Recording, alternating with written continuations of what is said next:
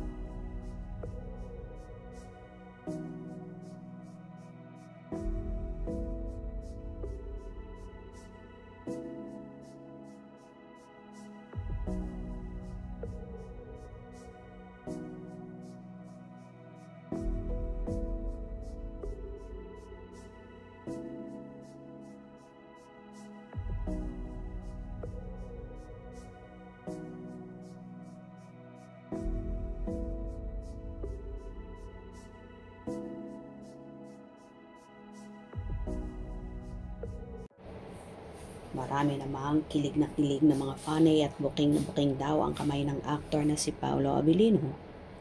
Sa naturang video, damang-dama ng tagahanga nila ang init ng pagmamahala ng Kim Pao na unti-unti na ngang inilalantad.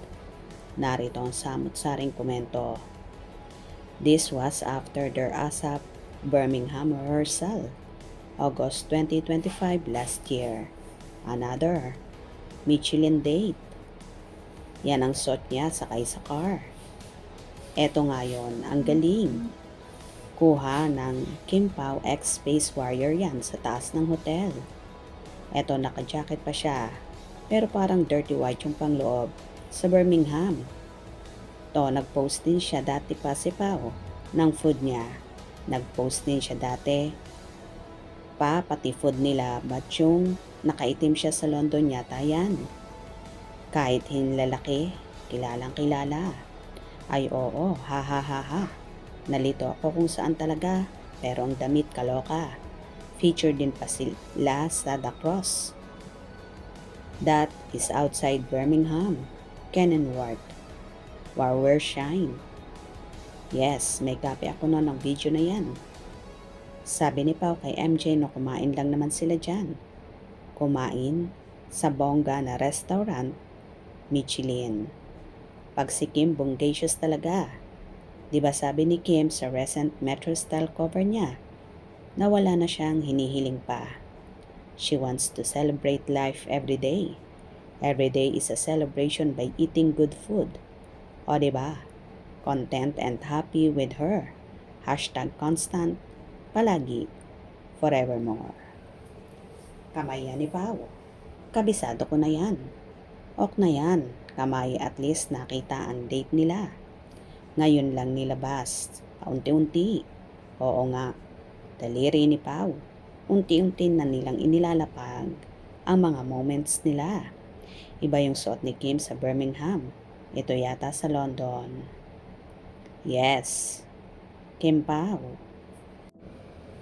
Nag-i-enjoy lang talaga si Pao na i-capture ang every moment ni Kimi at kitang-kita ang genuine happiness ni Kimi during that moments. Matagal na tong picture na to. Yes po, 8 months bago nilapag. Grabe naman, halos mag-1 taon bago ilapag. Hehehehe, yung sa ngayon na moment. Next year pa yan makita. Ok lang yan, basta Kim Pao ang lagi kong pipiliin. Mag-antay tayo pag halos 1 year na. Natabunan na siya ng ibang vlogs. Ginagawa na lang niyang reels ngayon. Ibang magsokong Kim Paulaja may resibo lahat. Baka nga for Hello 2026 dapat. Pero nalimot na din niya kasi nag-Christmas getaway mode pa siya. No ng time na yan. Hehe. Nag-Norway sila. Di ba ni Pao? Alagang-alaga ng babe niya ang ating prinsesa. Wow, ang ganda ni Kimi. He enjoyed doing it. Sige lang, mag-date lang kayo nang mag-take dyan sa ibang bansa para masulit nyo. Malaya ang Kim Pao kasi doon. After 8 months nilapag din. Marami pa ang nakatago sa storage. Kaninong kamay yung naglalagay ng sauce sa food? Sana all Kim Pao. Nag-date na after ng concert. Ingat na lang kayo dyan. O diba, booking na booking talaga ang kamay na yon ni Paolo sa naging video ni Kimi at talagang mukhang naging intimate ang dinner date ng Kim Pao. Happy ba kayo mga ka-Kim Pao? Hope you enjoyed. Please subscribe for more info.